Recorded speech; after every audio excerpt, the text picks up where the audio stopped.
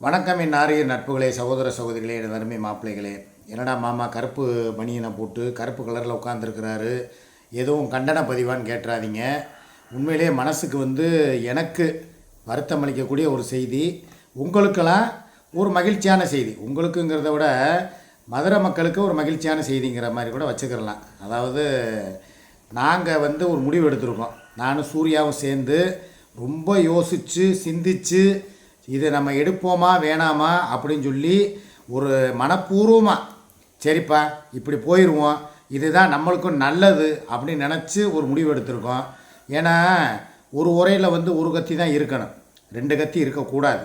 ஒன்று அவ இருக்கணும், இல்லைன்னா நான் இருக்கணும் அப்படிங்கிற மாதிரி ஒரு விஷயம் இப்போ இங்கே ஓடிக்கிட்டு இருக்கு. அது என்னங்கிறது வீடு தான். இப்போ நாங்கள் இருக்கிறதா அவ இருக்கிறதா? ஏன்னா தெரிஞ்சோ தெரியாமையோ அறிஞ்சோ அறியாமலையோ அவளை கூட்டிகிட்டு எங்கள் அம்மா வீட்டுக்குள்ளே நான் உட்கார வச்சிட்டேன். வச்சது என் மேலே குத்தம் கிடையாது. கட்டின பாவத்துக்கும் 25 வருஷம் வாழ்ந்த ஒரு இதுக்காகவும், சரி என்னுடைய வாரிசை சுமந்துருக்கா அப்படிங்கிறதுக்காகவும் ஒரு வீட்டில் ஒரு அடைக்கலத்தை கொடுத்தேன். அது உங்கள் எல்லாருக்குமே தெரியும்.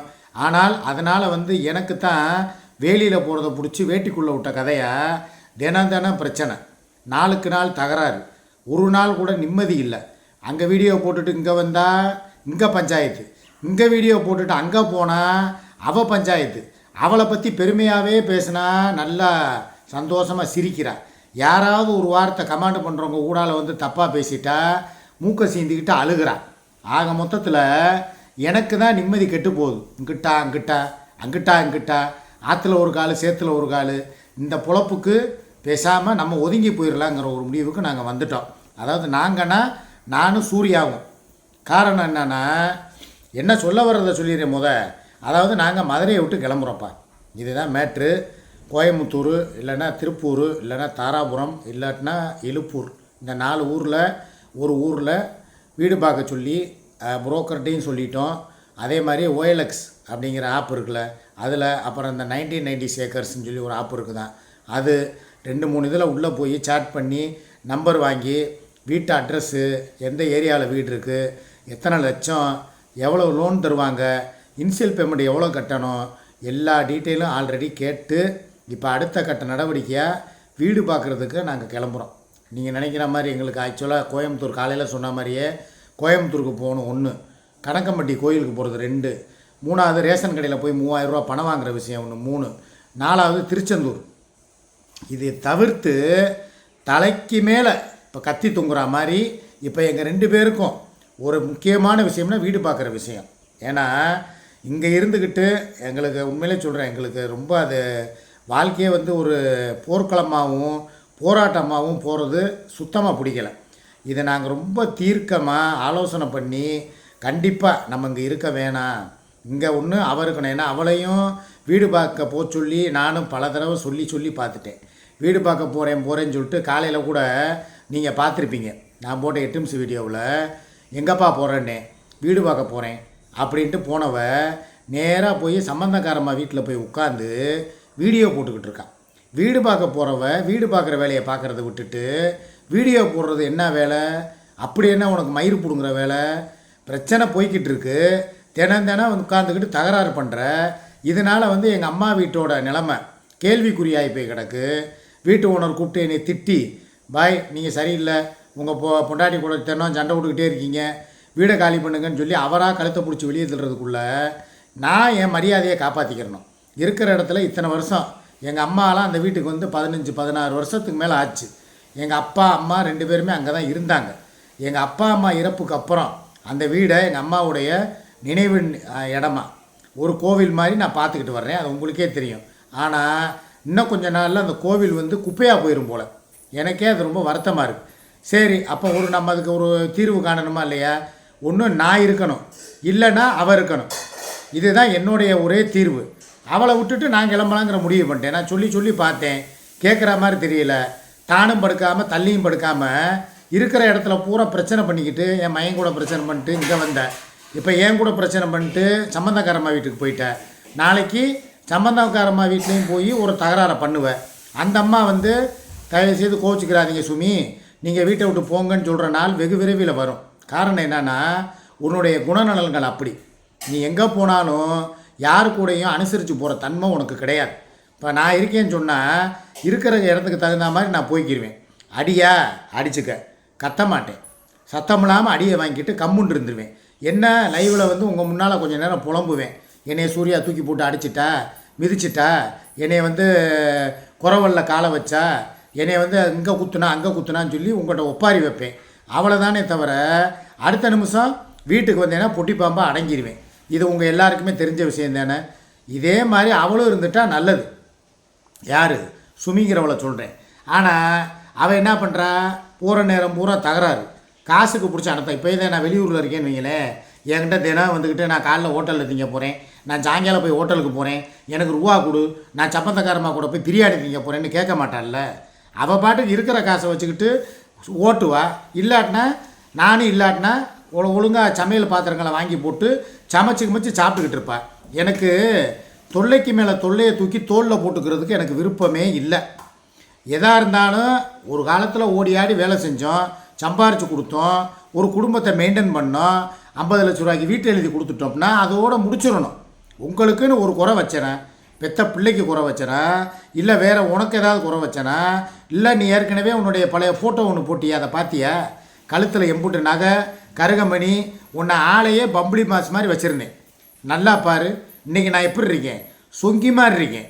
போக போக கழுதை தெரிஞ்சு கட்டருமான மாதிரி என் உடல்நிலை வந்து ஒரு 10 நாளைக்கு முன்னால், ஒரு வாரத்துக்கு முன்னால் கூட நல்லா ஹேண்ட்ஸமாக, அண்ணே நீங்கள் அழகாக இருக்கீங்கண்ணே, நல்லா பழைய மாதிரி வந்துட்டீங்கன்னு சொல்லி எல்லாருமே சொல்ல ஆரம்பித்த அந்த நேரம் டக்குன்னு நீ என்ன பண்ண, என்னைய குடும்பப்படுத்த ஆரம்பித்த. யார் இவ்வளோ சொல்லலை, சுமியை சொல்கிறேன். வீட்டில் வந்து உட்காந்தேன், அதோடு என்னுடைய உடல்நலம் பாதிப்பு தான். தும்மலை கேட்டுக்கோங்க, பாதிக்க ஆரம்பிச்சிச்சு. இந்தா பாருங்கள் பழையபடி தும்மல் பாதிக்க ஆரம்பிச்சிச்சு. வந்து படுத்தேன், படுத்தாலே எனக்கு தூக்கம் வர்றதில்ல.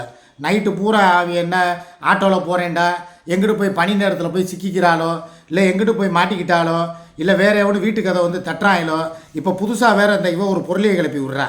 இது இவளா சொல்கிறாளா, இல்லை யாருக்கிட்ட இருந்தால் வந்த ரூமரான்னு தெரியலை.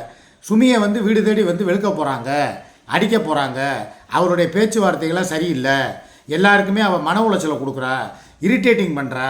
அதனால் எப்போ எது வேணாலும் நடக்கும் வா அப்படின்னு சொல்லி இவ மாதிரி ஒரு வேறு மாதிரி ஒரு ரூமரை கிளப்புறா. நான் இதை நினைக்கும் போது நான் ஊரை விட்டு காலி பண்ணி போகிறதா வேணாமா, இல்லை இங்கே இருந்துடலாமா அப்படின்னா, ரூமரை கிளப்பி எனக்கு என்ன ஆகுது? நான் சொன்னது ஏதாவது நடக்காமல் இருக்குக்கா?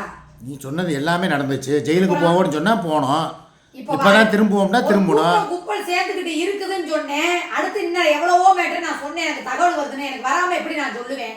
அது எப்படி எனக்கு வராத தகவல் பூரா உனக்கு வருது? எப்படி ஒன்னே தூக்கி போட்டு மிதிச்சு அவளை மிதிக்கிறத உனக்கே சொல்லுவாங்களா கூப்பிட்டு? என்னையுமா இது எங்க நான் கூப்பிட்டு அந்த பையன் சொல்லுது வாய் அடக்குவீங்கன்னு உன சொல்லி சொல்லி பார்த்துச்சு. நீ அவ கூட சேர்ந்து அதுக்கு அவளையில அடிப்பாங்க, என்ன எதுக்கு அடிக்கிறாங்க? கொடுத்து வச்சிருவேன் அடைக்கலமா? டேய் கட்டின பொண்டாட்டிக்கு வந்து எத்தனை பிள்ளைங்க உன்னை கூப்பிட்டு சொன்னுச்சு, அண்ணே வாய் அடைக்க வைங்க வாய சொன்னுச்சுனா சொல்லலையா? ஆமா நீ கேட்டியா? அப்புறம் யாரு? நான் கேட்டுட்டேன், அவ தானே கேட்கல. சரி இருந்தாலும் திருப்பி யார் சொம்பு தூக்குறது? அப்புறம் யாருக்கு வந்து சொல்லுவாங்க? உனக்கு தான் சொம்பு தூக்குறேன், அவளுக்கு தான் சொம்பு தூக்குறேன். நான் இப்படி போய் ஊர்ல இருக்க நான் இருக்க மாட்டேன். எவளையும் போய் பேரை சொல்லி திட்டிக்கிட்டு அவளை நான் பேச மாட்டேன். இதெல்லாம் நம்புற மாதிரியா இருக்கு? ஏன் இவ எத்தனையோ பேர் உட்காந்துக்கிட்டு லைவ்ல கெட்ட வார்த்தையில திட்டுறா. இவளையெல்லாம் வந்து எதுவும் பண்ண மாட்டாங்களா? இவளுக்கு என்ன மதுரை பட்டா போட்டா? இங்க பாரு, நீ வாண்டா நான் வர்றேன்ட்டு. திருப்பூர்ல போவோம், இழுப்பூர்ல போவோம், தாராபுரம் போவோம் டீல. இப்ப என்னையவே டைவர்ட் பண்ணக்கூடாது. என்னது இந்த பிரச்சனை உண்மையாலுமே நடந்துச்சுன்னா இந்த விஷயம் எப்படி? அப்ப அது உண்மை கிடையாதா? உண்மையாலுமே நடந்துச்சுன்னா என்ன அர்த்தம்? இது உனக்கு தெரியாம இருக்காது, நீ ஏன் என்கிட்ட சொல்லல, நீ கேட்க கூடாது. அதனாலதான் முன்கூட்டியே இப்படி ஒரு விஷயம் நடந்துகிட்டு இருக்குது அப்படின்னு உன்னை நான் சொன்னேன். எல்லாமே நடக்கிறது பூரா எனக்கு தகவல் வர்றதுனாலதான் உனக்கு நான் சொல்றேன். சரியா? நான் உட்காந்து சும்மா இல்ல. நீ என்ன சிபிசிஐடி ஆபீசரா இல்ல டிடெக்டிவ் ஏஜென்சியா? உனக்கு மாத்திரம் தகவல் வருதுங்கிற. நான் ஒரே வாரத்தில் என்ன சொல்லிட்டேன், அவ பேச்சுக்கு நான் வரலன்ட்டே, உன் கூட வர்றேன்ட்டேன். நீ என்ன சொல்றியோ மண்டைய பூம்பூ மாடு மாதிரி ஆட்டிக்கிட்டு கூட வர்றேன்ட்டேன். நீ ஓதும் தலையான மந்திரம் போ. நீ தானே கேட்டு கேட்கடா. நேற்று தான் பேக்கை தூக்கிட்டு போறேன்னு சொல்லிட்டு இப்படியே போனா, 2 தட்டை தூக்கி உருட்டுனா, நான் கூட உண்மையோடு நம்பிட்டு உன்னையதான் ஏடிஎம் கார்டை எடுத்துட்டு போன்னு சொன்னேன். ஒரு ஏடிஎம்ல எப்படி திருப்பி சொல்லு,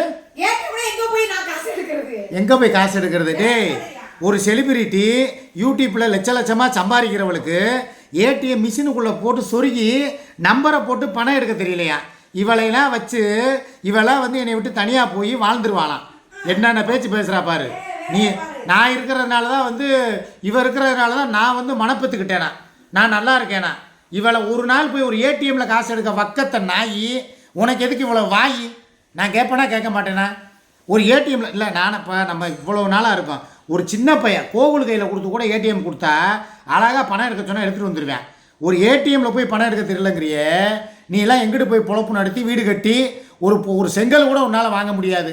செங்கல் கடை வருவேன் கொத்தனார், ஏம்மா ஒரு லோடு செங்கல் வேணும், போய் ஏடிஎம்மில் பணம் எடுத்துகிட்டு வாங்கம்மா. என்ன பண்ணுவேன்? எல்லாமே பேடிஎம்லேயே போட்டு தள்ளிடுவியா? தற்குறி நாயே. பக்கத்தில் எல்லாத்துக்குமே பக்கத்தில் உள்ளவன்ட்டே போனேன்னா அப்போ வீட்டோட வந்தவன் ஏன்னா என்னோட நிலைமை என்ன? உன்னை நடுத்தருவு எனக்கா? எனக்கு கிடையாது, உனக்கு தான் நடுத்தருவு. இதையெல்லாம் வச்சுக்கிட்டு நான் இத்தனை நாள் ஓட்டியிருக்கேன் பாருங்கள். ஏடிஎம்மில் பணம் எடு, பேடிஎம்மில் பணம் எடுன்னா எடுக்க தெரியாத. சரி, நான் இந்த விஷயத்துக்கு வரல. இப்போ நான் என்ன சொல்கிறேன்னா, வீடை காலி பண்ண போகிறது உறுதிங்க. நான் காலி பண்ணி வேறு பக்கம் வீடு ஓஎல்எக்ஸ்லையும் பார்த்துட்டேன். 2-3 வீடு வந்து சாட் பண்ணேன். இங்கே இருக்குது அங்கே இருக்குன்னு சொல்லியிருக்காங்க. அதனால் சுமிக்கிட்ட கேட்க ஒரே ஒரு ரிக்வஸ்ட்டு, ஒரு 2-3 நாளைக்கு பப்புவை பார்த்துக்க. நாங்கள் அதுக்குள்ளே போய், ஏன்னா ஒவ்வொரு இடமா வந்து நாங்கள் பப்புவை தூக்கிட்டு போய் வீடு பார்க்க முடியாது, கடக்கம்பட்டிக்கு போக முடியாது, கோயம்புத்தூர் வாய்தா போக முடியாது, இன்னும் சில விஷயங்கள் இருக்குது. எல்லாத்துக்குமே நாங்கள் பப்புவை கூட்டிகிட்டு போகிறது கஷ்டம். அதனால் ஆனது ஆச்சு. உனக்கு நான் ஒரு நன்றி கடனை பண்ணி 10-15 நாள் ஆச்சு. எங்கள் அம்மா வீட்டில் வந்து தங்கினேன்.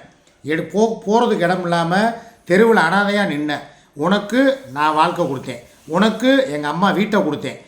உன்னால் எனக்கு எவ்வளோ பிரச்சனைகளை நான் தாங்கியிருக்கேன். இப்போ அதுக்கு பரிகாரமாக ஒரு நன்றி கடனா பப்புவை கொண்டு வந்து விடுறேன். இன்றைக்கி இல்லை, இன்றைக்கி நைட்டோ இல்லை நாளைக்கு காலையிலையோ பார்த்துக்க. நாங்கள் போகிற விஷயத்தை பார்த்துட்டு வீடையும் பார்த்துட்டு ஒரு அட்வான்ஸ் முடிஞ்சா கொடுத்துட்டு பேசாமல் வந்துடுறோம். இல்லையா? வாங்கி போட்ட இடத்த பற்றி எதுவும் பேசவா வேணாமாப்பா? சரி விடு. நாங்கள் அங்கேயே அந்த இடத்துல வாங்கி போட்ட நிலத்துலையே ஒரு வீடு கட்டலாமா இல்லை பிளான்? நாங்கள் வாங்கலப்பா. சரி, உன்னை கேட்காம சொன்னது தப்பு தான். அதனால் போய் அதை பிளான் அப்ரூவல் வாங்குறது இல்லை, அதெல்லாம் இல்லை. நாங்கள் வேறு இடத்துல வீடு பார்க்க போகிறோம். இந்த ஊரை காலி பண்ணிட்டு வாடகைக்கு இல்லைன்னா எதுக்கு அப்படி சட்டியோட வருவியா? இல்ல ஏன் பொய் எதுக்கு பேசுற? நானா வாங்கி போட்டா உங்க அம்மா மேல சத்தியமா வாங்கி போட்டோம்னு சொல்லு. சிரிக்காம நீ சத்தியம் பண்ணு உங்க அமிர்தம்மா மேல. கருமாண்டா, நீ இப்படி பொய் பேசிட்டாங்க நாளைக்கு உண்மையா உன் காலில் புண்ணு வந்தது கூட நம்ப மாட்டேன்ட்டாங்க. இங்க பாருங்கடா, அந்த புண்ணுக்கு தான்டா வந்து நிக்கிறாங்க எல்லாரும் கடைசியில. எனக்கு புண்ணு வந்தது என் வாயை கட்டுப்படுத்தாம இயற்கையா வந்த புண்ணு. இந்த புண்ணு சத்தியமா என்ன வாங்கி போட்டோம்னு சொல்லு பாப்போம். சும்மா எல்லாத்துக்கும் விளையாடுறேன்னு நினைக்க கூடாது. சொல்லு, வாங்கிட்டு கூட ஆமா நாங்க வீடு வாங்கணும்னு சொல்லிட்டு போ. என் சத்தியத்தை நம்பவும் மாட்டாங்க. உங்க அம்மா மேல அப்புறம் நீயே மாத்தி பேசுவ. உங்க அம்மா மேல சத்தியம் பண்ணினா நீ பிரியாணி தின்ட்ட. சத்தியம் பண்ணி உங்க அம்மாவெல்லாம் கணக்கு சேர்க்க மாட்டேன். சரி, நாங்க இடமும் வாங்கல ஒன்றும் வாங்கல. இப்போ நாங்க வீடு பார்க்க போறோம். ஒரு 3 நாளைக்கு பப்புவை வச்சுக்க. நாங்க போய் வீடு வாங்குறதுக்கு அப்படியே கத்த கத்தையா வச்சுக்கிட்டு இருக்கா. உருட்ட ஒரு அளவு வீடு பார்க்க போறோம்னு தான் சொன்னேன், வீடு வாங்க போறோம்னு சொல்லல. வீடு பார்க்க போறோம். வாடகைக்கோ போகித்துக்கோ லீஸுக்கோ அததான் சொல்றேன். நமக்கெல்லாம் வாடகைக்கு முதல்ல எவன் வீடு கொடுக்குறியான்னு பாரு. ஆமாடா, நாங்கள் அதனால் அந்த விஷயமா போகிறோம். சுமி, உன்னை கெஞ்சி கேட்டுக்கிறேன். இன்றைக்கி ஒரு நாள் வந்து சாயங்காலம் லைவ் போட வரும்போது நீ வீட்டில் இருக்காத, சம்பந்தக்காரம்மா வீட்லேயே இரு. நான் 7 மணிக்கு லைவை முடிச்சுட்டு அங்கேயே வர்றேன். 10,000மா? ஏய், அவ சரின்றுவா. இவ ஒருத்தி இங்கே ஒரு லூசு மாதிரி பேசிக்கிட்டு இருக்கா பாரு. 10,000 ரூபா அவள் பந்தயம் கட்டிடாத, அப்புறம் 10,000 ரூபா இழந்துருவா. அதுக்காகவே வேணும்னே வந்துடுவா. ஆமாம், நான் இங்கே ஹாஸ்டலில் போய் விட்டா கூட வரும்.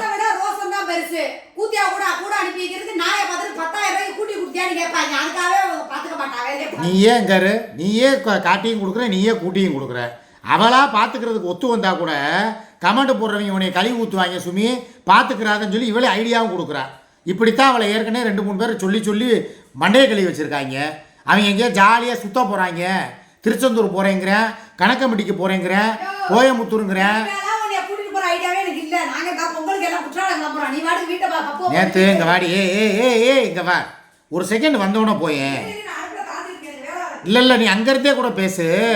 நேற்று அது என்ன இதில் வந்து நீ வந்து உட்காந்து சொல்லிக்கிட்டு இருந்த. நீ சும்மா டிரைவராவா, நாங்கள் குளிக்க போகிறோம், நீ வந்து எங்களுக்கு கூட வந்து சும்மா வேடிக்கை மாத்திரம் பாருன்னு எதை வச்சு சொன்ன. காலில் புண்ணு இருக்குன்னா நீயும் போகக்கூடாதுரி. குளிக்காத இடத்துக்கு போகணும். கொடைக்கானலுக்கு போவோம், மூணாருக்கு போவோம், ஏற்காடு போவோம். உன்னால் குளிர் தாங்க முடியாதுன்னு சொல்லு. ஏன் மாதிரி இளைஞ கூட வர்றதுக்கு உனக்கு பிடிக்கலன்னு சொல்லு. இங்கே சொன்னாலும் அர்னால்டு மாதிரி தான் நான். ஸ்டீல் பாடி. நான் குளிர் தாங்குவேன், உன்னால் தாங்க முடியுமா? அதான் ஆம்பளி பேர் பாடியா? அர்னால்டு பாடின்ட்டேப்பா. ஏதோ ஒன்று நான் என்ன சொல்கிறேன், பந்தயம்லாம் வேணாம். நான் ரெக்வஸ்ட் பண்ணி கேட்குறேன். 3 நாளைக்கு வீட்டுக்கு தேவையான பொருளை வாங்கி போடுறேன். வேணுமா? நீ 10,000 ரூபா கொடுக்க வேணாப்பா, ஒரு 2,000 ரூபா கொடு. ஒரு ஸ்டவ். சரி, அப்போ ஃபோன் பண்ணி உங்கள் அம்மாவை வர சொல்லு. சாயங்காலமா வரட்டும். பாவம், வீட்டுக்கு ஒரு ஆள் காவலாகவும் இருக்கும். பப்பு இங்கே இருந்த இடம். அங்கே போனால் அவள் பாட்டு கல்லுக்கே விளாட்றேன்னு சொல்லிட்டு பப்பு ரோட்டில் விட்டுருவா. அது பாட்டு எங்கிட்டாவது மீட்டிங் போயிடும், இல்லைன்னா டேட்டிங் போயிடும். இது தேவையில்லாத வேலை. உங்கள் அம்மா வர சொல்லுப்பா. சீரியஸாக தான் சொல்கிறேன். வர சொல்லு, வா. நம்ம பிள்ளையில நம்ம பார்த்துக்குருவோம். அது பப்புவும் நம்மளுக்கு குழந்தை மாதிரி தான். நம்ம பெறாத பொட்ட பிள்ளை. நம்ம தான் பார்த்து அதை வந்து பக்குவப்படுத்தி வச்சுக்கிறணும். வெளியே விட்டுறக்கூடாது, சரியா? ஏற்கனவே ஊரில் ஏகப்பட்ட நாய் திரிஞ்சுக்கிட்டு இருக்கு. மார்கழி மாதம் எங்கிட்டாவது போய் மேய்ஞ்சிட்டு வந்துச்சுன்னா அப்புறம் கலப்பு ஜாதியில் ஏதாவது புது நாய் பிறந்துட போகுது. சரி. என்ன நீ மாத்திரம் நேராக பிறந்தேன்? ஏன்னா நான் நேராக தாண்டி பிறந்தேன். என்ன போகிற போக்கில் புலவில் என்னையும் நாய்ங்கிற? செருப்பு பிஞ்சு போயிரும், பார்த்துக்க. மரியாதையா பேசு. நான் போகிற பாதை 2ஆ இருந்தாலும் நான் பிறந்த பாதை 1 தான். ஆளும் மண்டையும் பாரு. சரி மக்களே, எதாக இருந்தாலும் சாயங்காலம் 6 மணி லைவுக்கு சுமி நீ அங்கே வந்துடாத. என்னை இன்னைக்கு நிம்மதியாக லைவ் போட விடு. பப்புவை பார்த்துக்கிறதுக்கு வேணாம், நானே பார்த்துக்கிறேன். அந்த வீட்டை நீயே மெயின்டைன் பண்ணிக்க. ஆளை விடுறா சாமி.